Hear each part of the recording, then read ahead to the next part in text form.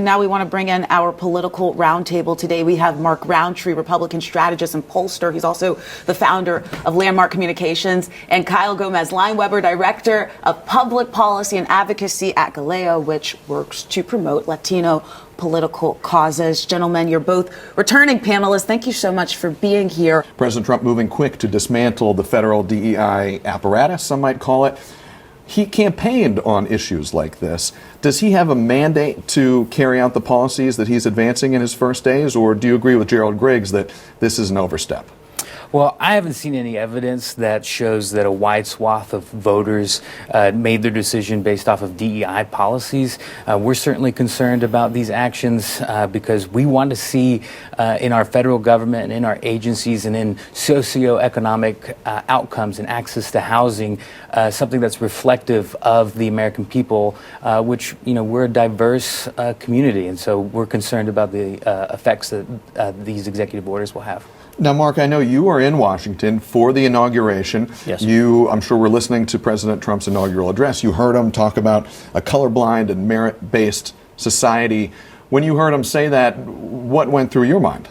Certainly, those words being spoken on the day that we memorialize Martin Luther King and his life, there was a connection there. Obviously, you have disagreement between the two primary campaigns for president, and I can't agree, Kyle, that the people did not vote on that issue. I think there are very strong numbers of people that vote on the difference that one side, Kamala Harris, had spoken, and the other was Donald Trump. One was very much in favor of DEI and openly spoke about being woke, and then you had Trump saying no and it's time to end it. I think people understood the difference. I'm curious, because you were in Washington, what was the feeling amongst Democrats? I ask this because you did come out of a pretty harsh campaign on both sides of the aisle with several attacks. Was it kumbaya in Washington, or was there still a tense feeling there? I have to say, what was the most interesting thing, I actually posted about this on my Facebook page, was the lack of participation of the protesters. It was maybe 10 or 15% of the size that I have seen before. Was it different very small. From 2017, the very inauguration? Much smaller. They were centralized down at the Lincoln Memorial, and that was very interesting. And then I saw mainland Chinese students doing a tour of the Jefferson Memorial, which was also unusual because that memorial is so much about God and individual freedom. I was really surprised to see mainland Chinese students doing a formal tour there. But as to the total tone of the inauguration, it was much more. It's not a kumbaya, but it was nowhere near the vitriol and certainly none of the violence that we've seen in the past. Real quick here, I want to ask you guys both about, we saw a lot of executive orders that came. I believe in his first term, the president signed one executive order on his first day. This time we saw several. Kyle, I want to ask you about this because it was one of his campaign promises to really come at the issue of immigration hard. We have seen some executive orders that is now potentially impacting asylum seekers, refugees, and even those coming to the border. What kind of feedback are you getting from the community here in Georgia?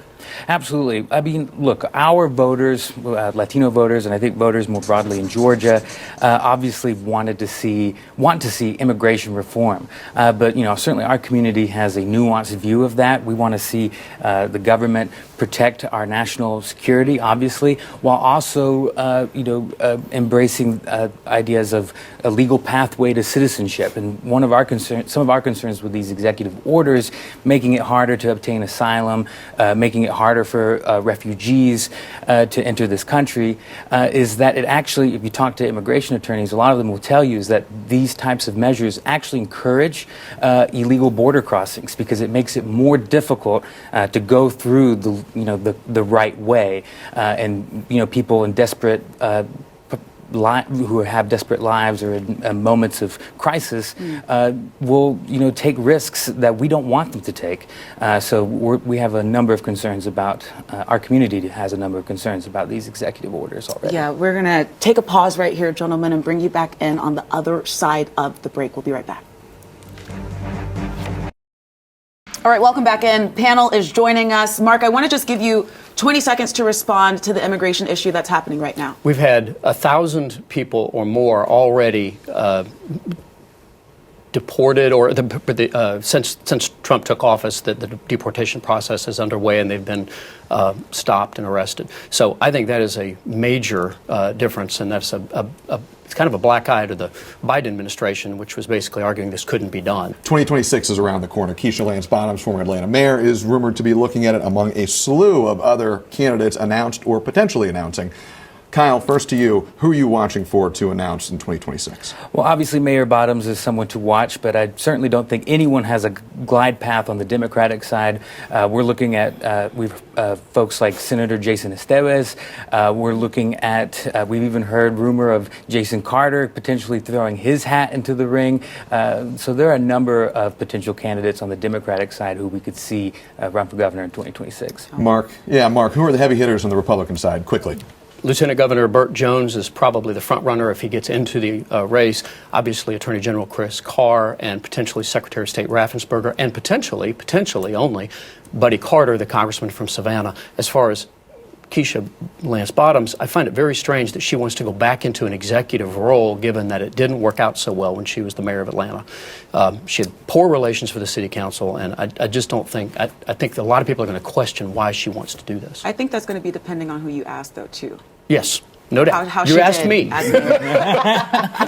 Well, thank you, guys. And that's why we're here, to get all of these differing opinions. We appreciate the time, and we hope to have you back.